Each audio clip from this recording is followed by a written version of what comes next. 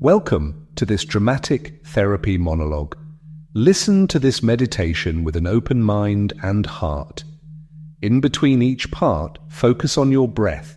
Start now by inhaling deeply through your nose and slowly exhaling through your mouth. Then gently turn your attention to the natural rhythms of your breath.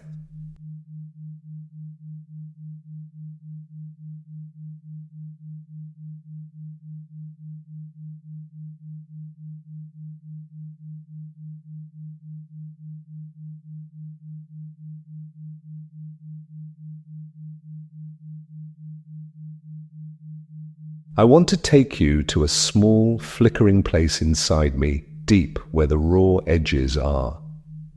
I have lived decades with shadows clinging to every step, always somebody else in the room who seemed taller, braver, smoother with words. When I was a boy, when I was a trembling, skinny teenager, my father told me that people would only respect me if I proved myself, so I watched other people like a hawk. Watched for the little ways they showed their contempt, or their indifference, or maybe their secret hate.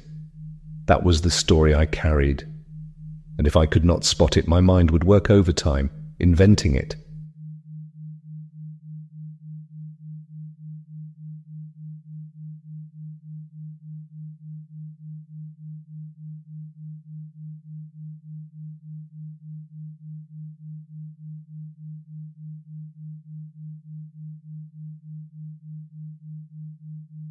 You see, every day I walk into a store or sit across from a colleague, I brace myself.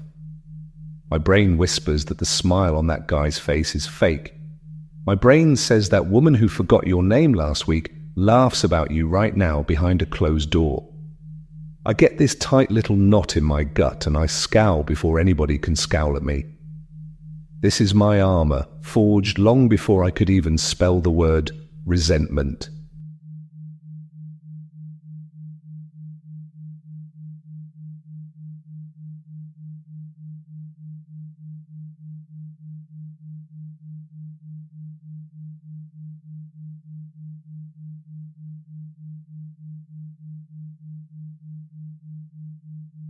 But the truth is strange and ugly.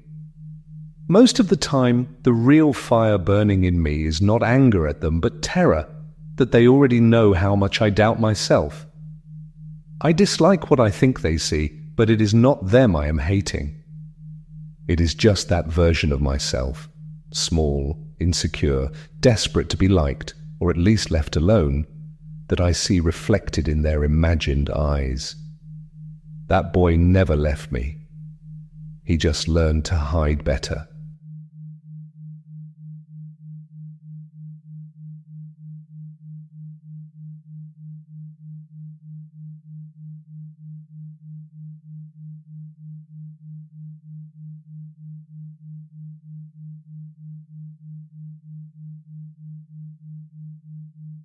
Let me lay the cards on the table, real honest. If I say I despise that guy from the office, it is not his tastes or habits or talk I hate. I have watched closely. Sometimes I even like those things. It is just that some part of me whispers he is looking down on me, that he shakes his head when I leave the room, or mocks me in his head.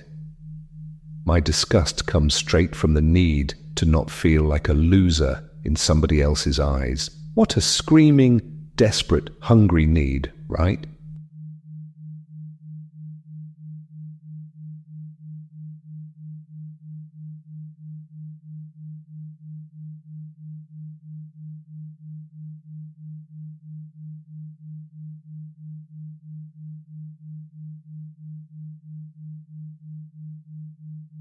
Here is where my flaw comes crawling out bloody and bold.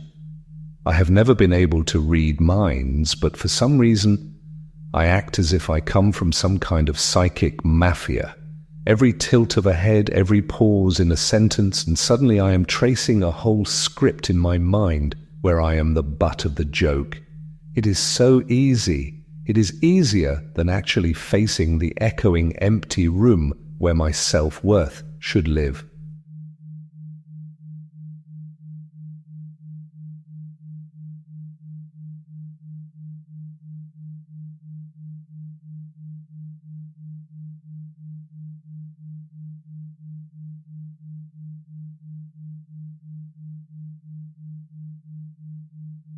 Everything they say becomes a weapon. Every time I catch somebody glancing my way, my mind gets to work rewriting the story, morphing innocent gestures into sneers, reinterpreting jokes as attacks, stacking delusion on delusion. I have made myself a prisoner, and the key is dangling just an inch away, but I will not reach for it, because if I let go of these delusions, if, for one crazy second, I admit it is all in my head, then what is left of me?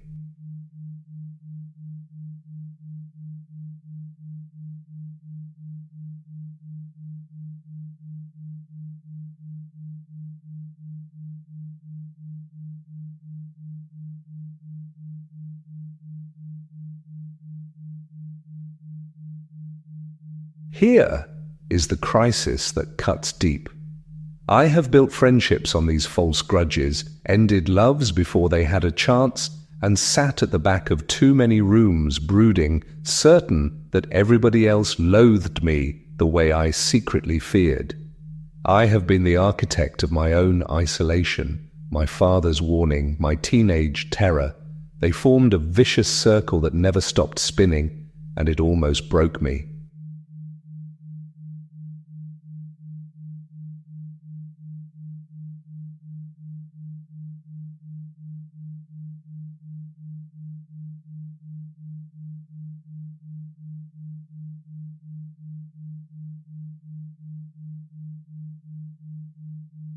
But tonight, yes, tonight, something stirs in me.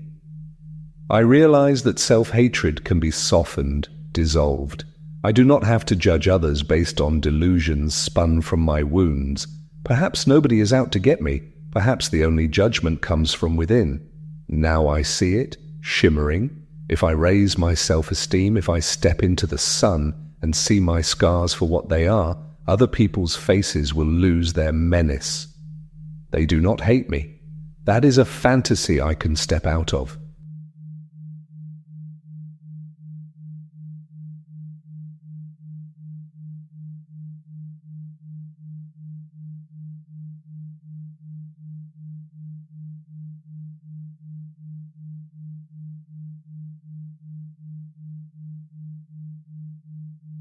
So here is my wild idea. I am going to stop weaving stories out of paranoia. I will do something small and good for the person I once thought hated me. Maybe a genuine word, maybe a shared coffee. No ulterior motive, just the honest hope to see them smile, break the old curse. Maybe the only way out of this prison is to show kindness until my heart learns its own worth.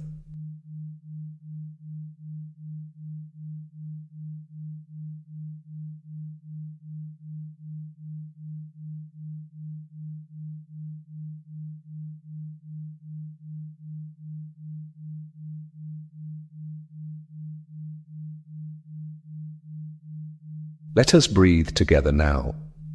In through your nose, out through your mouth. Let yourself imagine a world where love for others and for yourself burns away the fog of false stories. The pain, the fear, they are old, but they can fade. I am telling you and myself that we can be free. Every person I meet is not my enemy. Every flaw I see might be a gift in disguise. Maybe the truth is that the more I love, the less I hate. So that is what I choose. That is the end of my confession. And maybe, just maybe, the beginning of something greater. Thank you for listening. Keep breathing.